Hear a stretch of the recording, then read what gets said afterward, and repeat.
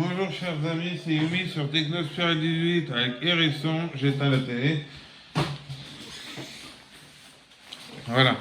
Bonjour les amis, c'est Yumi sur Technosphere 18 avec Hérisson. Aujourd'hui je vais vous parler du pont qui est maudit, le pont où j'ai sauté. Voilà.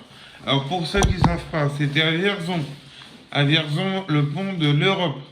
Le pont est divisé en deux, au milieu il y a un rond-point.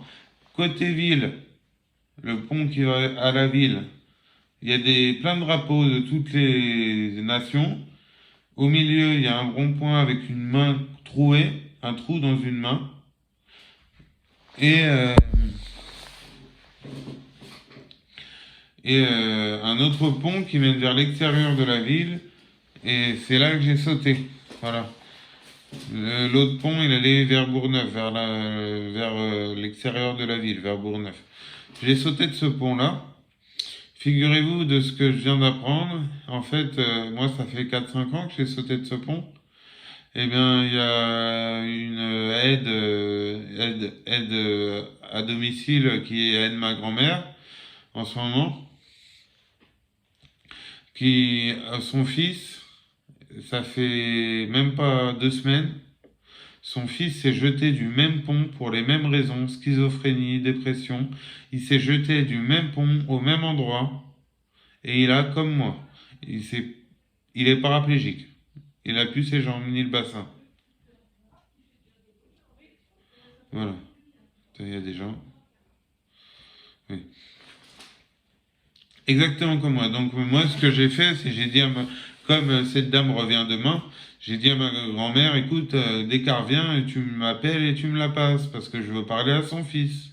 Donc demain, normalement, ma grand-mère m'appelle et je vais essayer de choper son numéro pour parler un peu. Là, en ce moment, il est à l'hôpital à Tours, comme moi j'y étais. Voilà. Pont de merde. Et comme si ça suffisait pas. Il y a ça fait un petit peu plus longtemps, mais bon, toujours une aide à domicile, une autre qui a une fille. Cette fille s'est fait violer par 3 Arabes sur le pont de l'Europe. Ce pont est maudit. Alors, pareil, j'ai voulu prendre des nouvelles d'elle. Il faudra que je lui demande le numéro de sa fille la prochaine fois, qu'on puisse discuter. D'ailleurs, un message à toutes les femmes qui subissent des coups ou des viols. Surtout, n'ayez pas honte, n'ayez pas peur d'en parler, n'ayez pas honte, car c'est à ceux qui ont fait ça d'avoir honte, et ça c'est catégorique. Vous n'avez pas à avoir honte parce que vous êtes des warriors. Le karma, plus on souffre, plus le karma il grandit, plus t'as du mérite, plus t'as de la du mérite. Tu sais, c'est comme une carte avec des points, le karma, hein. Ça te donne plein de points quand tu souffres, puisque tu payes tes erreurs, même si tu n'as jamais rien fait de ta vie, hein. Si tu souffres, c'est pour être encore mieux après. Enfin, après mieux, c'est être plus fort, parce que mieux, c'est un peu différent, mais plus fort en tout cas. Plus tu subis, plus tu es fort. Ce qui ne te tue pas te rend plus fort. Voilà. Et celles qui se font battre, franchement, s'il y en a un qui tape sa femme une fois, 2 fois, il recommencera toujours. Et ça sera de pire en pire. Non, franchement, moi j'ai jamais touché une femme de ma vie. J'ai jamais frappé une femme de ma vie. Des garçons, j'en ai pas tapé tant que ça non plus.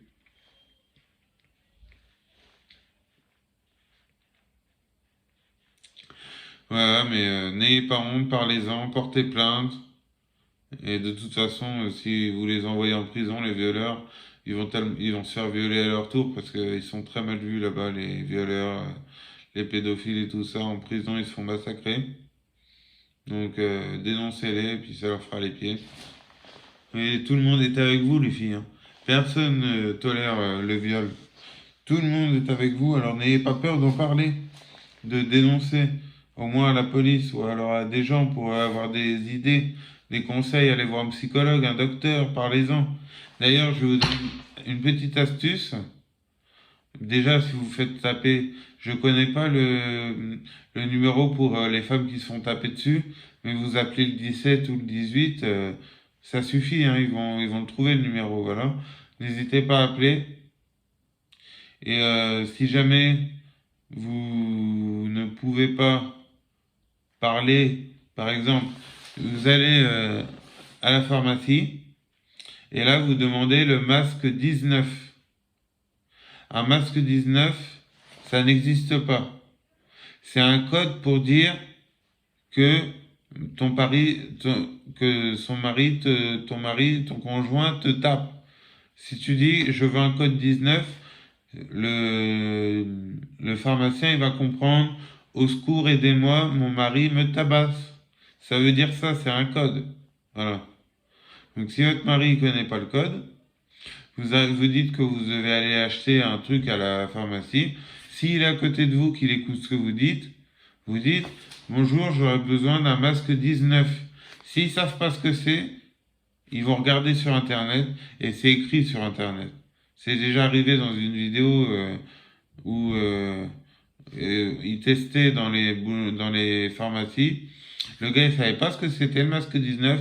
Il a regardé dans son ordinateur et il a pris la dame, il l'a mise derrière le comptoir et il a dit monsieur, maintenant vous la laissez tranquille et tout ça.